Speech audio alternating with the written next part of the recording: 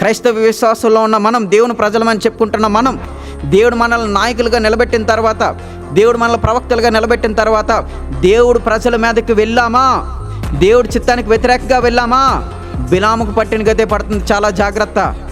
బిలాము ఆశపడ్డాడు లోకానుసారమైన ఐశ్వర్యానికి. లోకానుసారమైన ఐశ్వర్యం సంపాదించుకోవడంలో తప్పేం లేదు. డబ్బులు సంపాదించడం, ఆస్తి సంపాదించడం, పేరు ప్రఖ్యాతులు పొందుకోవడం తప్పేం కాదు. కానీ అవి సంపాదించడానికి దేవునికి వ్యతిరేకంగా నువ్వు అడుగులు వేస్తే మాత్రం అది నిన్ను చాలా పాపంలోకి నడిపిస్తుంది. ఆ లోకానుసారమైన ఆశలు తీర్చుకోవడం కోసం, లోకానుసారమైన సుఖభోగాలు అనుభవించడం కోసం దేవుని ప్రజలకు నువ్వు వ్యతిరేకంగా నిల్చుంటే, దేవునికి వ్యతిరేకంగా నిల్చుంటే నిన్ను లేకుండా చేసేస్తాడు. చాలా జాగ్రత్త.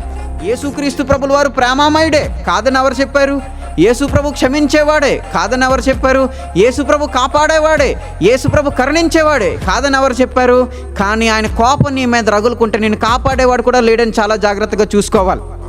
ఎవరికైనా కష్టం వస్తే, ఎవరికైనా నష్టం వస్తే అయ్యో దేవుడా అని ఆయనకు మొర్ర పెట్టుకుంటాం. అలాంటి దేవుడే నీకు అపాయం వచ్చినప్పుడు నవ్వితే, అలాంటి దేవుడే నీకు శ్రమ వచ్చినప్పుడు నవ్వితే, నిన్ను అపహసిస్తే నీకు చెప్పుకోవడానికి దిక్కెక్కడుంది? దేవునికి వ్యతిరేకంగా మాట్లాడుతున్నప్పుడు, దేవునికి వ్యతిరేకంగా పనులు చేస్తున్నప్పుడు చాలా జాగ్రత్తగా ఉండాలి.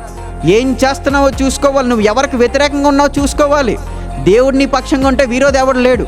అలాంటి దేవుడే నీకు వ్యతిరేకంగా ఉంటే నిన్ను చూసే దిక్కు కూడా నీకు లేదు. చాలా జాగ్రత్తగా ఉండాలి.